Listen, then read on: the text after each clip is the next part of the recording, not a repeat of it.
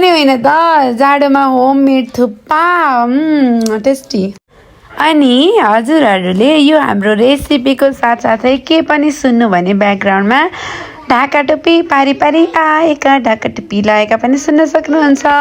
अनि त्यस पछाडि झलीको पनि सुन्न सक्नुहुन्छ। साथसाथै विभिन्न किसिमका गीतहरू सुनेर मनोरञ्जन लिनुहुन विनम्र अनुरोध गर्दछु।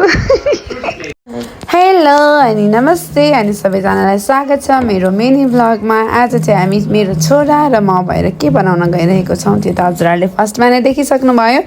यो चाहिँ हामीले हिजो नै बनाएर राखेको थियो। खासमा यो बनाउनको लागि चाहिँ मैदा पिठो मुस्ने अनि पातलो गरेर बेल्ने त्यस पछाडि सानो सानो गरेर काट्ने।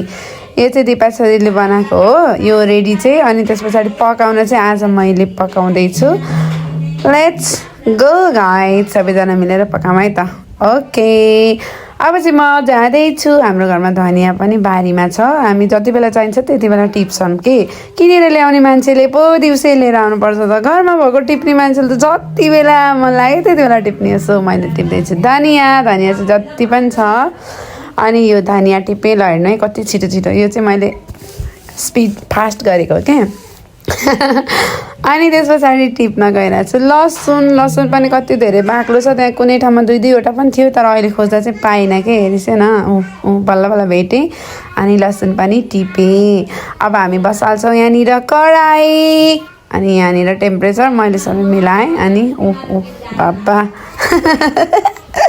अब कराई तातिसकेपछि मैले राख्दैछु तेल। धेरै राख्नु हुँदैन तर मैले चाहिँ धेरै नै राखेँ कि क्या हो जिरा फुराउने त्यस पछाडि। अनि यता छोरोले चाहिँ मलाई काट्दैछ कि मलाई काट्दैछ होइन प्याज लसुन काट्दैछ कि।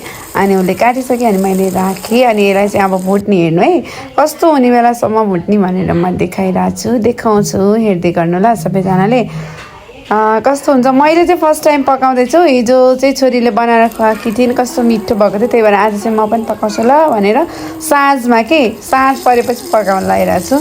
ल पहिला कराई बसाल्ने सबै हजुरहरूले हेरिरहनु भएको छ। म चाहिँ बोलिराखेको छु।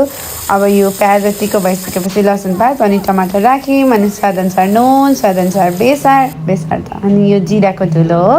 अनि हामीले साग पनि राख्यौँ के साग राखेको पनि मिठो हुन्छ नि त। अनि घरमै साग पनि छ अनि राख्यौँ ल यस्तो हुने बेलासम्म मजाले पकाएपछि अब पानी राख्ने। पानी पनि हजुरहरूलाई कतिको ग्रेभी खान मन छ कि अनि जाडोमा सुप पिउन मन छ कि त्यो अनुसार हुन्छ। अनि त्यो मजाले बक्ला उम्लिसकेपछि चाहिँ यसमा अघि रेडी गरेर राखेको यो चाहिँ राख्ने। हेर्नु जमेछ कि ल अब यो राखेपछि एकछिनसम्म छोपेर मजाले पकाउने।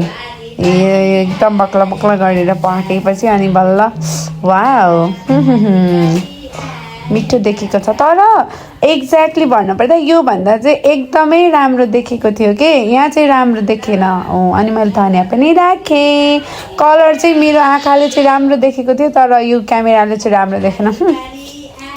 छोरीले फेरि स्टाइल पारेर धनियाँ राख्दै थियो।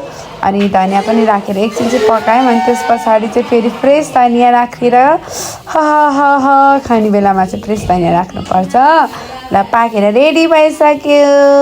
अब हामी के गर्छौँ भन्दा प्लेटिङ गर्छौँ। प्लेटिङ होइन बलिङ गर्छौँ हामी आई मिन कचौरामा राख्छौँ। ल राखि पनि सकेँ।